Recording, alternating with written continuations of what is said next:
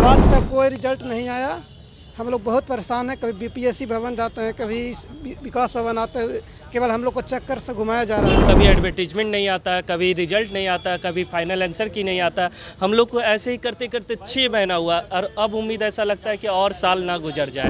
मार्च, अप्रैल, मई और ये अब लगता है 15 मई हो गई सर। अभी तक ये बोला जा रहा है लास्ट में हर महीने के लास्ट में यही बोला जाता है। फाइनल कोई डेडलाइन, कोई टाइमलाइन कुछ दिया गया है? नहीं सर, ऐसा कुछ टाइमलाइन नहीं है। बस केवल बोला जाता है अगला महीना।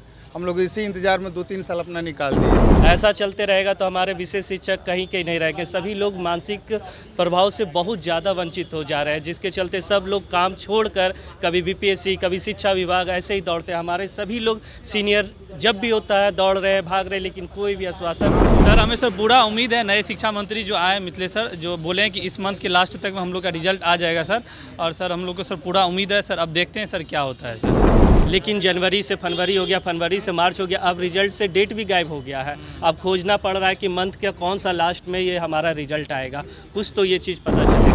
नमस्ते, मेरा नाम सागर कुमार है और आप न्यूज़ हाट देख रहे हैं। देखिए, शिक्षा विभाग के बाहर हमारी मौजूदगी है और अंदर में शिक्षा मंत्री मिथिलेश तिवारी मौजूद हैं। मिथिलेश तिवारी आज ई रिक्शा से ऑफिस पहुंचे हुए थे। बहुत चर्चा का विषय बना हुआ था। लेकिन देखिए, शिक्षा विभाग में कई मांगों को लेकर लगातार लोग अब शिक्षा मंत्री से अपील कर रहे हैं, आग्रह कर रहे हैं। उसी क्रम में देखिए, बिहार विशेष शिक्षक भर्ती परीक्षा के जो अभ्यर्थी हैं वो यहाँ पर मौजूद हैं। इनका कहना है कि भाई इनका परिणाम अभी तक नहीं आया है, बहुत दिन हो गए, लंबी प्रक्रिया जो है वो चल रही है। तो जल्द से जल्द इनके परिणाम जो है वो घोषित किए जाए और बहाली जल्द से जल्द कंप्लीट किया जाए। कहाँ से हैं आप? सर मैं गया जिला से।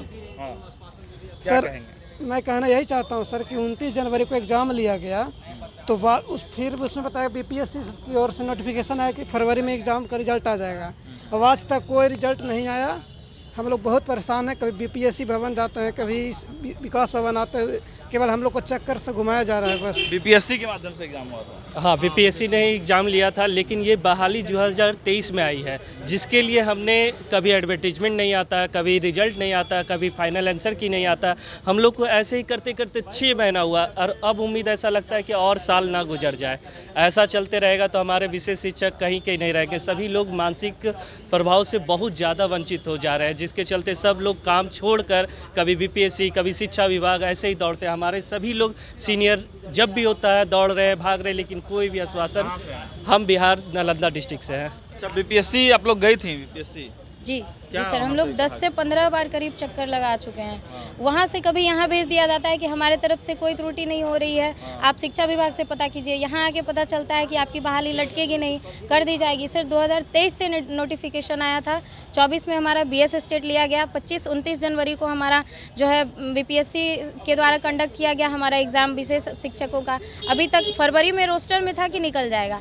मार्च, अप्रैल, मई और ये अब लगता है 15 मई हो गई सर। अभी तक ये बोला जा रहा है लास्ट में हर महीने के लास्ट में यही बोला जाता है। फाइनल कोई डेडलाइन, कोई टाइमलाइन कुछ दिया गया है? नहीं सर, ऐसा कुछ टाइमलाइन नहीं है। बस केवल बोला जाता है अगला महीना।